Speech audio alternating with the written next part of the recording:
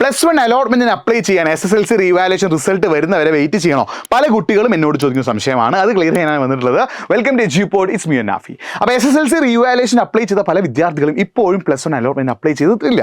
അവർ പറയുന്നത് revaluation result വരട്ടെ എന്നാണ്. നിങ്ങൾക്ക് +1 അലോട്ട്മെന്റ് അപ്ലൈ ചെയ്യാനുള്ള അവസാനത്തെ ഡേറ്റ് ജൂൺ 3 അപ്പോൾ റീവാലുവേഷൻ റിസൾട്ട് എന്ന് വന്നാലും അതിന് റിസൾട്ട് ഓട്ടോമാറ്റിക് ആയിട്ട് എന്ത് ചെയ്യും? നിങ്ങളുടെ അലോട്ട്മെന്റ് പ്രോസസ്സിലേക്ക് ആഡ് ആവും. നിങ്ങൾ റീവാലുവേഷൻ റിസൾട്ട് വരാൻ വേണ്ടി വെയിറ്റ് ചെയ്യേണ്ട ആവശ്യമില്ല. കഴിഞ്ഞ കൊല്ലമൊക്കെ അലോട്ട്മെന്റിന് അപ്ലൈ ചെയ്ത് കഴിഞ്ഞതിന് ശേഷമാണ്, ഫസ്റ്റ് അലോട്ട്മെന്റ് വരുന്നതിന് മുന്നേ ആണ് എന്ത് വന്നത്? റീവാലുവേഷൻ റിസൾട്ട് വന്നത്. അപ്പോൾ എന്ത് ചെയ്യാണ്? ഓട്ടോമാറ്റിക് ആയിട്ട് നിങ്ങളുടെ ഗ്രേഡ് ചേഞ്ച് ആയിട്ടുണ്ടെങ്കിൽ, ഗ്രേഡ് കൂടിയിട്ടുണ്ടെങ്കിൽ അത് ഓട്ടോമാറ്റിക് ആയിട്ട് എന്ത് ചെയ്യും? നിങ്ങളുടെ ഗ്രേഡ് പോയിന്റിലേക്ക് അല്ലെങ്കിൽ ഗ്രേഡ് കാർഡിലേക്ക് ആഡ് ആവുകയാണ് ചെയ്യുക. അപ്പോൾ നിങ്ങൾ എന്തിനാ ചെയ്യേണ്ട ആവശ്യമില്ല.